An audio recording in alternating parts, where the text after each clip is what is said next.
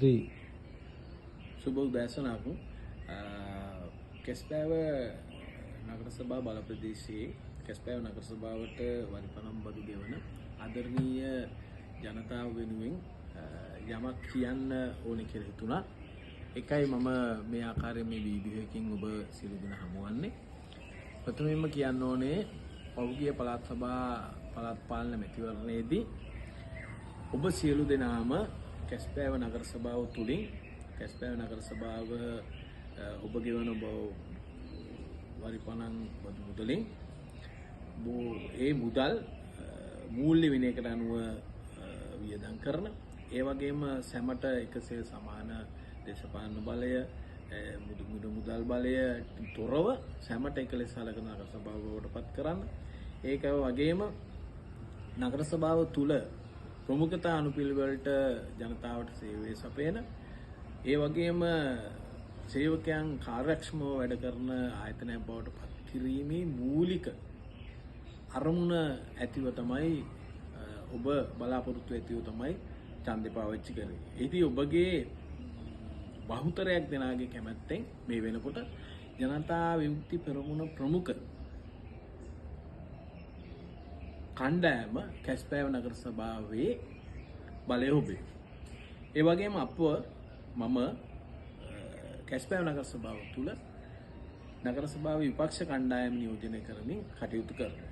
මේදී විශේෂයෙන් කියන්න ඕනේ අපගේ කාර්යය තමයි ඔබ බලාපොරොත්තු වෙච්ච බලාපොරොත්තුන් ඉස්ස සිද්ධ කරනවද නැත්ද කියන එක සොයා බලන්න ඒවා ඉස්ස සිද්ධ කර ගැනීම සඳහා නගර සභාව තුළ කටයුතු කිරීම තමයි අපේ වගකීම වෙන්නේ. ඒ වගේම ඔබටත් වගකීමක් තියෙනවා. ඔබ විසින් පත් කරන ලද ඔබගේ බලාපොරොත්තු ඉෂ්ට සිද්ධ කර ගැනීම සඳහා පත් කරන ලද කණ්ඩායම ඒ කටයුතු ඒකාරයෙන් ඉෂ්ට සිද්ධ කරනවාද කියලා සොයා බැලීම තමයි ඔබගේ වගකීම විදිහටයි මම දකින්නේ. එම නිසා මේ නගර සභාවේ මේ කෙටි කාලය තුළ සිදුවෙච්ච සිදුවීම් කීපයක් මම තොරතුරු ඔබට දෙනවා. එහි ඇති නිවැරදි බව එය ඔබේ බලාපොරොත්තු ඉස්තිතින කොච්චර තරම් බලපෑවද කියන එක ඔබ තීන්දුව කරන්න ඕන කටයුතු. ඒ හින්දා පළවෙනි කාරණය තමයි මේ වෙනකොට නගර සභාවේ පසුගිය කාල සීමාව තුළ විවිධ උත්සව ගණනාවක් නගර සභාව තුළ පැවැත්වුවා. ඒ උත්සව විවිධ ජන කොටස් වලට වින් වෙච්ච දිනවලට තමයි ඒක පැවැත්වුවේ.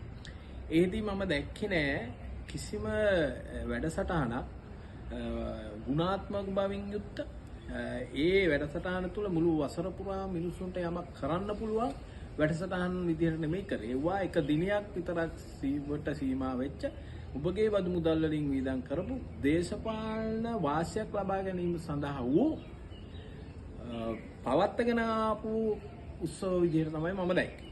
නිසා ඒ තුළ ඔබ හිතන්න මේ වියදම් කරපු මුදලින් ඔබේ බලාපොරොත්තු ඉෂ්ට කිරීම සඳහා මොකද්ද කෙරුනේ. දෙවෙනි කාරණය ඔබට මම කියන්න. දෙවෙනි කාරණය තමයි මේ වෙනකොට කැස්පෑව නගර සභාව තුල නගර සභාවට ඔබ ගෙවන බදු මුදලින් ලක්ෂ 3ක මුදලක් සෑම මාසයකම ජනතා විමුක්ති පෙරමුණ නැමැති පක්ෂයට ජනතා විමුක්ති පෙරමුණ නැමැති පක්ෂයේ අරමුදල සඳහා යනවා. ජනතා නියෝජිතයෝ 20 දෙනෙක් ඉන්නවා ජනතා විමුක්ති පෙරමුණ සම්බන්ධ ඔවුන්ගේ වැටුප වෙනුවෙන් වෙන් කරන ලක්ෂ 3ක මුදලක් දේශපාලන පක්ෂයක නඩත්තුව සඳහා යවමින් පවතිනවා. ඒක ඔබගේ බලාපොරොත්තු ඉෂ්ට කිරීමට කොයිතරම් දුරට බලපෑවද කියන එක තීන්දුව ඔබ සතුයි. ඊට පස්සේ තුන්වෙනි කාරණය තමයි පෞද්ගලික කාල සීමාව තුල අප මේ නගර සභා බල ප්‍රදේශයේ තුල ක්‍රියාත්මක කරා ඩෙන්ගු මර්ධනය සඳහා ඉතා සාර්ථක වැඩපිළිවෙලක්. එහිදී අපි කරේ ජනතාවගේ සහභාගීත්වයෙන් ස්වේච්ඡා සංවිධානයක එකතුවෙන් අපේ පටුමගවල් පාරවල් ගෙවත්ත පිරිසුදු කරලා ඒ ඩෙන්ගු බෝවීම සඳහා වෙන නොදිරන අපද්‍රව්‍ය නිවසෙන් බැහැර කරන්න කියලා ඒවා අපි නගර සභාවේ සේවකයෝ දෙතුන් දෙනෙක් යොදාගෙන ට්‍රැක්ටර් රථයක් යොදාගෙන අපි ඒ අපද්‍රව්‍ය ඒ ප්‍රදේශ වලින් බැහැර කළා නගර සභාවට läගෙන ගිහලා ඒක නගර සභාවට එක පැත්තකින් ආදායමක් වුණා. ඒකෙන් අපි ඒ ව්‍යාකෘතිය නඩත්තු කරන්න යොදාගත්තා. අනිත් පැත්තෙන් ගම ඩෙන්ගු උවදර මර්ධනය කිරීම සඳහා ඒ ඩෙන්ගු බෝවන අපද්‍රව්‍ය බැහැර කරන වැඩසටහනක් වුණා. හැබැයි මේ වෙනකොට මේ වැඩසටහන පැත්තකින් තියලා පරිසර පොළ නැමැති වැඩසටහනක් කරගෙන යනවා. මේ පරිසර පොළ තුලින් සිදුවෙන්නේ අර නොමිලේ නගර සභාවට ලැබුණු ඩෙන්ගු බෝ වෙන නොදිරන අපද්‍රව්‍ය වලට මිලක් තියලා නගර සභාව වෙලදී ගන්න. ඒ වගේම එදිනට කැස්පෑ නගර සභාවේ සේවකයෝ 20 දෙනෙක් යොදා ගන්නවා. ඒ 20 දෙනාට වැටුප් සහ අතිකාල ගෙවුමින් විශාල මුදලක් යට ගන්නවා. ඒ වගේම අපි ලබා ගන්නා වූ නොදිරන අපද්‍රව්‍ය සඳහා මිලකුත් ගෙවනවා.